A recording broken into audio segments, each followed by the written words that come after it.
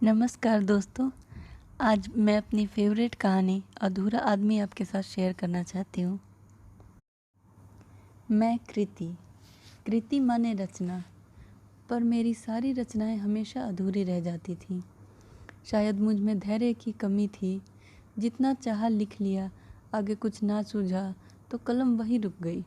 या यूँ कहिए कि ज़िंदगी में किसी चीज़ की कमी नहीं थी, कोई दर्द नहीं था। और कहते हैं ना, जब तक कोई दर्द ना हो इंसान बड़ा नहीं बनता। मैं शायद कुछ बड़ा करना ही नहीं चाहती थी। बस यही चाहती थी कि ज़िंदगी जहाँ से गुज़र रही है अभी, वही ठहर जाए। यूँ तो मैं कोई लेखिका नहीं थी, बस पता नहीं बचपन से ही कुछ लिखने का शौक़ सा था। टूटी फूटी जो भी भाषा आती, जज्बात उन्हीं में ढल जाते। कभी कभार एक दो रचनाएं कहीं प्रकाशित हो गईं तो खुशी मिल जाती थी, पर कभी सोचा ही नहीं लेखन भी ज़िंदगी बन सकती है। हमने बचपन से यही सुना था, ज़िंदगी सही से जीनी हो तो नौकरी ज़रूरी है। बस इसलिए हमारे माता पिता ने बहुत मेहनत करके हम तीनों भाई बहनों को इंजीनियर बनाया था।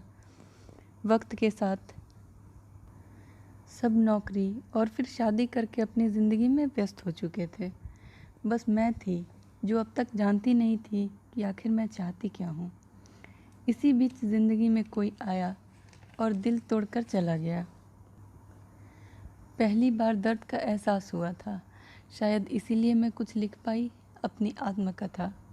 कविताओं और जज्बातों को पिरोकर एक सांचे में ढालने लगी थी, पर हमेशा की तरह यह रचना भी अधूरी रह गई। जिंदगी ने नया मोड़ लिया था। प्यार प्यार दर्द देता है तो क्या, जिंदगी खूबसूरत भी तो यही बनाता है। एक बार फिर जिंदगी खिल उठी थी। वो दर्द भरे नगमे, कविताएं सब बेमानी लगने लगे थे। मेरे मम्मी पापा, मेरा परिवार अपनी दुनिया में बहुत खुश थे और मैं उनकी खुशी में खुश। अब बस जल्द से जल्द एक नौकरी ढूंढनी थी और फिर हमारे प्यार को एक अंजाम मिलने को था। इन्हीं हसीन लम्हों को रोक लेना चाहती थी मैं, पर कहते हैं ना, वक्त कहाँ किसी के लिए रुकता है। इसी वक्त की आंधी में मेरी दुनिया तबाह कर दी। हम लड़कियां फूल के लताओं की जैसी होती हैं, जिन्हें सहारे की ज़रूरत होती है, पर ये क्यों नहीं समझ पाती कि जिन सहारों पर लिपटकर उन्हें बाहरी तूफान से बचाती हैं, अपना सब कुछ देकर जिन्हें अपनी दुनिया बना लेती हैं, वो सहारे नर्म छालों के हैं या कांटों के। एहसास तो तब होता है जब वो वजूद ही छलनी कर जाते हैं। अब मुझे समझ में आया था कि जितना मजबूत मैं खुद को समझती थी, दरअसल उतनी ही कमज़ोर थी। ऐसे हालात में मेरा सहारा बनने की बजाय मेरा परिवार ही मुझे कसूरवार समझने लगा था। दर्द क्या होता है अब जाना था मैंने। कहते हैं ना, बुरा वक्त सबका आता है, कोई बिखर जाता है तो कोई निखर जाता है। मैं बिखर गई थी।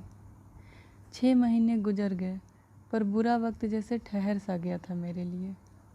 परिवार की गलतफहमियां तो दूर हुई, पर मेरा मन टूट चुका था, प्यार से, रिश्तों से। अभी सबसे ज़रूरी मेरे लिए थी नौकरी। इतना व्यस्त हो जाना चाहती थी कि खुद के लिए समय ही ना बचे, पर भगवान को तो मुझसे कुछ और ही करवाना था। इन दर्द भरे लम्हों ने इतने जज्बात भर दिए मुझ में कि मेरी हर कविता पूरी हो गई। मेरी रचना जो 4 सालों से अधूरी रह गई थी, एक नया आकार लेने लगी थी। बड़े भैया की मदद से वह रचना पुस्तक बनकर सबके सामने आई। मेरी किस्मत अच्छी थी या लोगों की मेरी रचना से सहानुभूति हुई, पता नहीं, पर सबने जी भर कर तारीफ़ की। मेरा परिवार मुझ पर गर्व कर रहा था और सभी कुछ और लिखने को प्रोत्साहित कर रहे थे।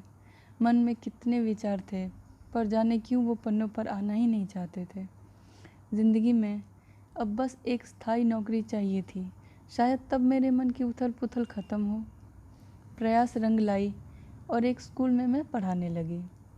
अब क्या था, सब कुछ तो था मेरे पास, अच्छी नौकरी, शांति भरी ज़िंदगी, पर कुछ तो था कहीं जो खो चुका था, मेरे मन का सुकून। सब कुछ पाकर भी जीना बेमानी था। ज़िंदगी इतनी बेरंग हो चुकी थी कि जज्बातों में रंग भी पन्नों पर आने से कतराते थे। कुछ लिखने की कोशिश करती पर फिर से वही अधूरी रचनाएं मायूस करने लगी। मैं क्या चाहती थी मुझे खुद नहीं पता। सबने प्रोत्साहित किया कि कुछ दिनों के लिए छुट्टी लेकर मैं कहीं शांत जगह चली जाऊं। मन भी बदल जाएगा और क्या पता पन्नों में कुछ भरने को कुछ रंग, कुछ जज्बात मिल जाए। रुद्रपुर।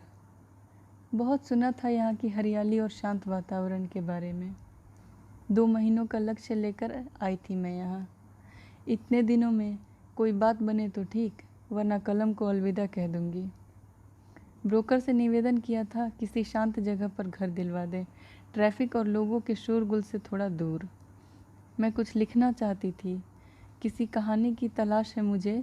यह सुनकर ब्रोकर ने सुझाव दिया, मंत्री जी के फार्म हाउस से अच्छी कोई जगह हो ही नहीं सकती। मैं एक साधारण लड़की एक मंत्री के फार्म हाउस में कैसे रह सकती हूँ। यह सुनकर ब्रोकर ने मुझे कहा कि फार्म हाउस कुछ दिनों से बंद पड़ा है और उसका किराया भी 10,000 है। आश्चर्य करने की तो बात थी ही और शक करने की भी।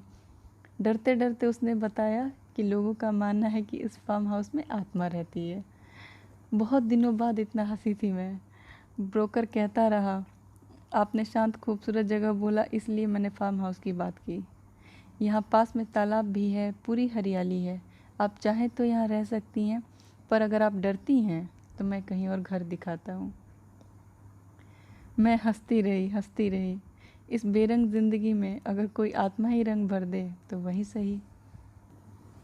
और क्या पता उससे मुझे कोई कहानी मिल जाए।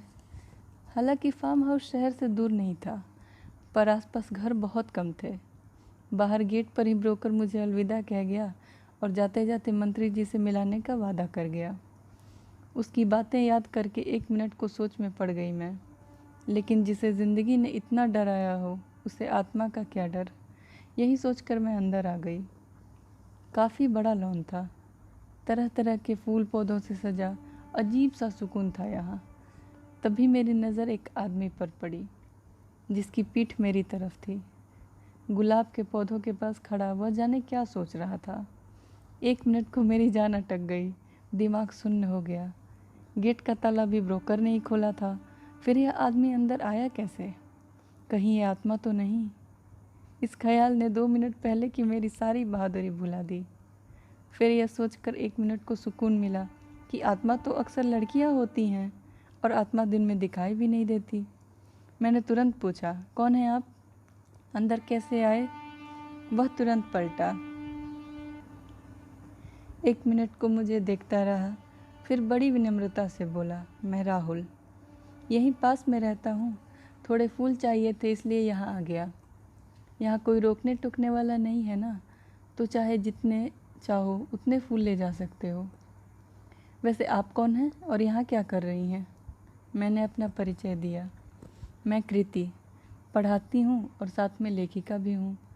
2 महीने के लिए यहाँ रहने आई हूँ ताकि कुछ लिख सकूँ, खुद को खोज सकूँ, जान सकूँ कि मैं क्या चाहती हूँ। उसके सामने होठ जैसे खुद ब खुद बोल रहे थे। वह मुस्कुराया, एक गहरी रहस्यमयी मुस्कान। ये तो बहुत अच्छी बात है, मैं भी एक लेखक हूँ, अधूरे ख्वाबों को बुनना चाहता हूँ। फिर तो शायद हमारी दोस्ती भी हो जाए।